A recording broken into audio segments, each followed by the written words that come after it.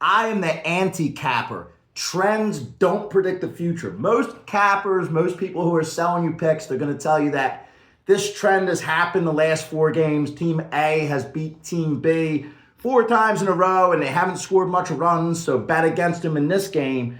But those things don't last forever. Streaks don't last forever. I look for creative ways to find the spot to jump in against streaks. That's how you stop betting stories and sports narratives and actually start betting numbers and what's going to make money consistently for you.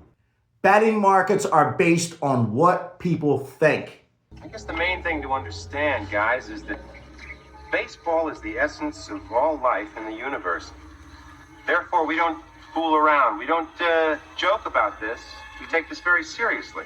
But check out my channel because I give suggestions every day as well as daily picks. We're coming off a 59% baseball season. But I'm going to get into in this video some basic baseball betting lines and what some of the alternative lines and numbers mean when you open your sports betting app or go to your casino, whatever you're betting through. I suggest using multiple sports books. I use 6 or 7 at a time so I can shop around for the best lines, plug in numbers, and see where they work for me. I always recommend working together because it's us versus them. Me and you, sports bettors, against the books, against the odds makers, against the casinos, whoever it is.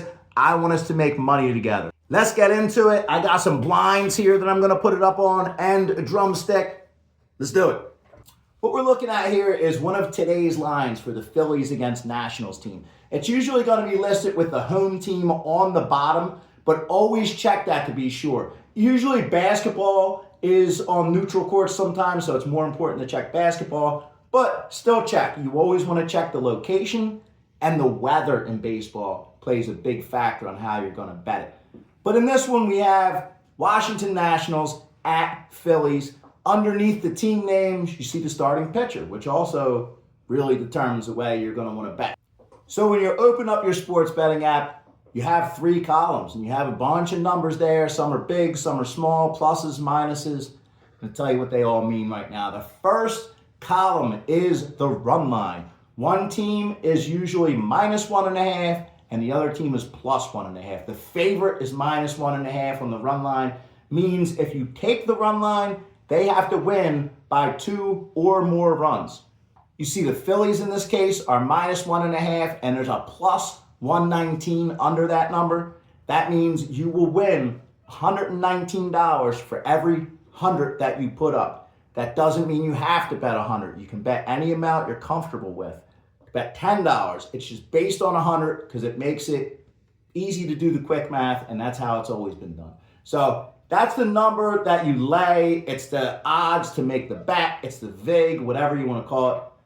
So if you're going to take that bet at +119, your sportsbook is going to take $100 out of your account, put it on hold. If it comes out, they're going to put the $100 back that was on hold plus $119 more dollars. If it doesn't come out, they're going to keep your 100. On the other side, we have the Nationals +1.5. It's the exact opposite. The Nationals can lose by 1 run, and you still win your bet. They're getting an extra 1.5, and on there you see a -143. That means they're going to take out 143. The minus means they'll take 143 out of your account, and they will return 100. The minus means that's the amount that they take out for every 100 that you win. Minus is a favorite number, so it's always used to be a little more. Next column we see is the total. We have a O 8.5 and a U 8.5. It's also called the over-under, and that's just as simple as it is. I'll take over 8.5 runs at -110 or under 8.5 runs at -110. -110 you'll see all the time. That's like the standard odds. You lay 110 to win 100. You lay 11 to win 10. You just multiply it for each 10. The final column is the money line, and that's just taking the team without the spread just to win. So if you take the Nationals, you're going to get $144 for every 100 you put up. And for the Phillies, since they're a pretty decent sized favorite, you're going to lay $175 for every 100 that you get back. So they're going to take that $175 out of your account, they're going to give you back $2.75. The price you lay for a favorite. I'm going to go over some alternative lines now as well because they are very important.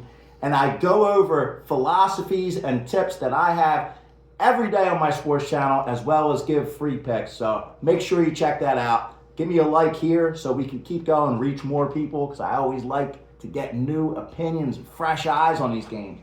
Usually if you go to all bets under the main lines, you'll see alternative lines. You'll have an alternative run line and an alternative total. I like to play with alternative totals a lot because just like how this game is 8.5, you can adjust that to 8 or 9 to have it on a solid number. You're gonna have to pay a little bit extra. Like for example, in this one, if you wanna take the over, you can take the alternative line at over 8.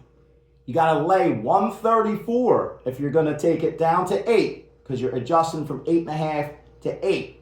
But now if it lands right on 8, you push instead of lose. If you keep the 8.5, same way with the alternative run line. If you think the Phillies are going to win huge today, you can bump that up to -2.5.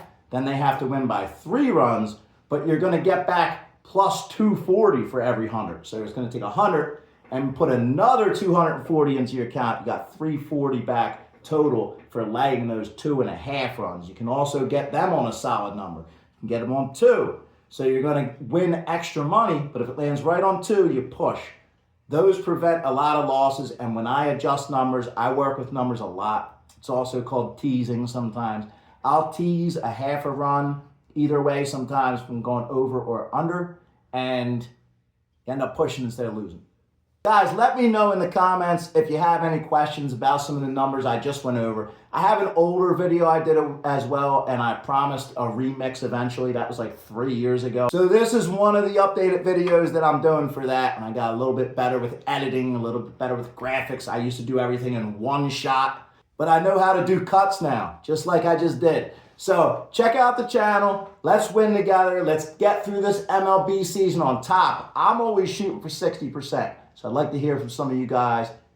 Thank you for watching. Good luck today.